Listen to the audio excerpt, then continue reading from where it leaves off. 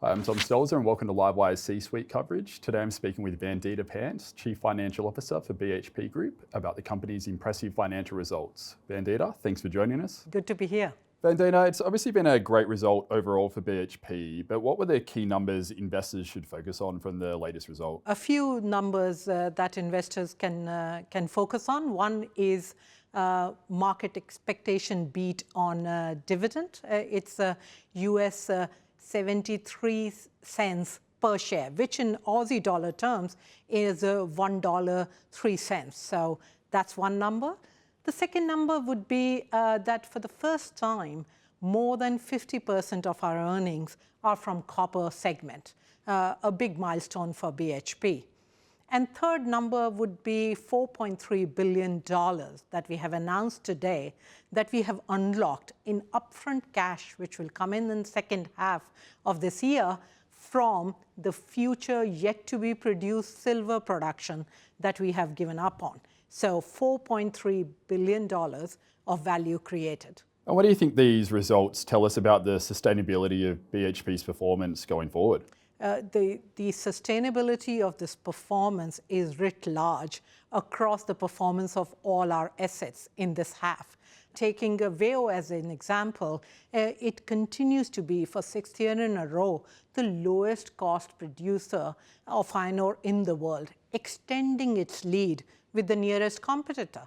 In copper, in Escondida, which is the largest copper mine that we run in Chile, we have increased the guidance in production terms for this year and for next year. That means we will be producing more copper at these strong prices, which is fantastic as well.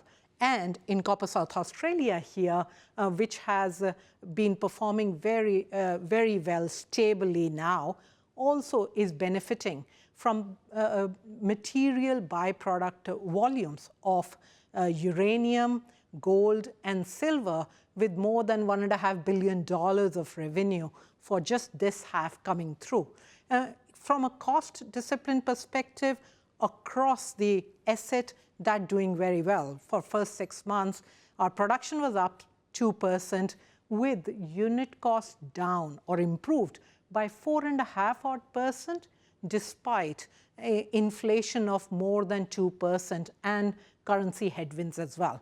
So that kind of performance, backed by very strong cash flows from operations, along with unlocking value for our shareholders with cash that I mentioned, means that our balance sheet is in very good, strong shape. And that means the sustainability of performance can be banked. And we have a good way to work through shareholder returns, invest in attractive growth, and keep our balance sheet robust and strong. And you mentioned it earlier, obviously copper now accounts for more than 50% of the company's overall earnings. Has this milestone had any impact on your overall strategy? I would say, in fact, this is the result of executing our strategy for past 3-4 years. We had said that we want to grow in copper, and that is what has been happening. Last 4 years, we have grown our copper production by 30%. We are the largest copper producer in the world. While we have been growing copper, our WAIO business has continued to be the lowest cost producer of iron ore, being the best iron ore business in the world. And our execution of strategy also meant sharpening and maturing our growth options in copper and in potash. So potash project Jansen is just 18 months away, very exciting. And on copper, we have growth options here in Australia, in South Australia, very exciting, and in Chile, Argentina, and in the US. So performing very well and against the strategy of continuing to grow as well. And you also mentioned the dividend there. Is there anything else you can tell us about the result? Yes, as you saw, that off the base of strong operational results, we had earning growth of 25% for the last half. Along with that, the profits, underlying profits increased by 22%. That has enabled the strong performance, has enabled us, along with our confidence in outlook for the coming period, declaring the dividend of 60% payout ratio. 60% payout ratio, much higher than our minimum 50% payout, and it also beats the market expectations on dividends. Overall, in Aussie terms, as I said, $1.03 per share.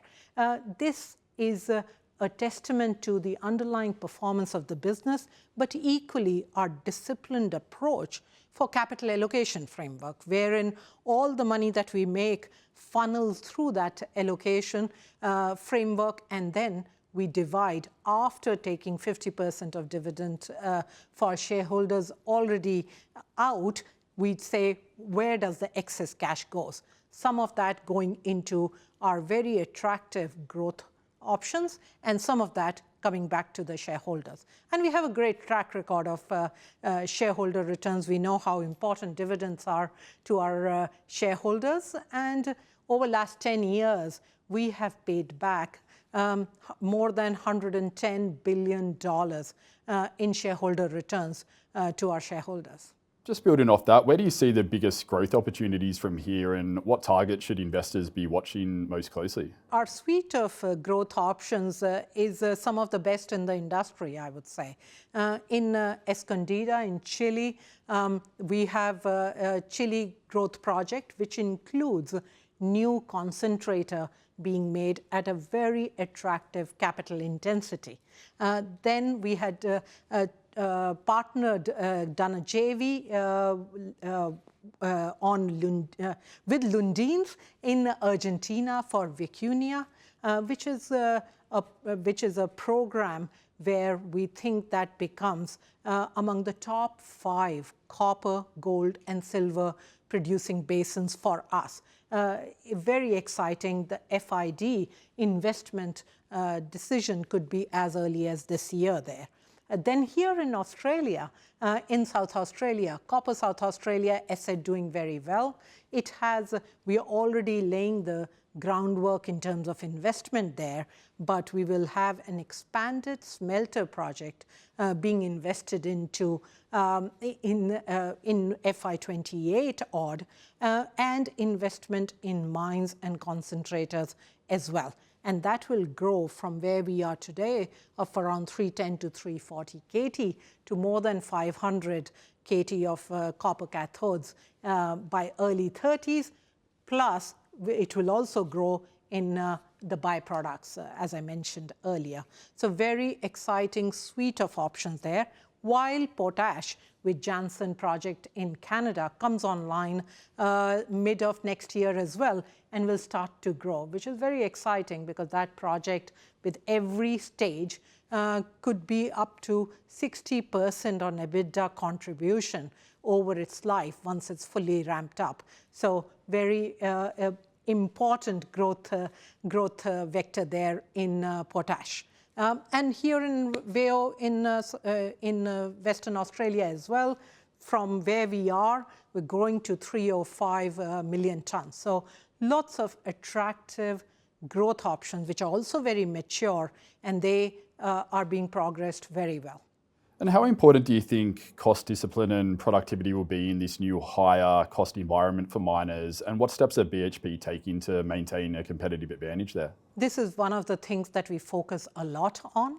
It's very important to have cost discipline because it's one of the things that we can control. And we have a good track record of that. As I've been mentioning, WAIO is an example of running it well. And equally in Escondida.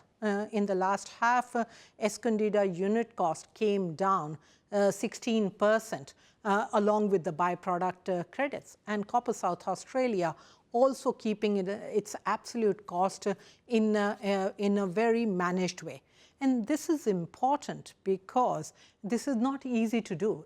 These are complex, big businesses, but we have built a track record of being really disciplined around our cost, making sure that we do everything that is needed to make every dollar count in our business. And it's a testament to our teams across the world that we continue to do that improvement.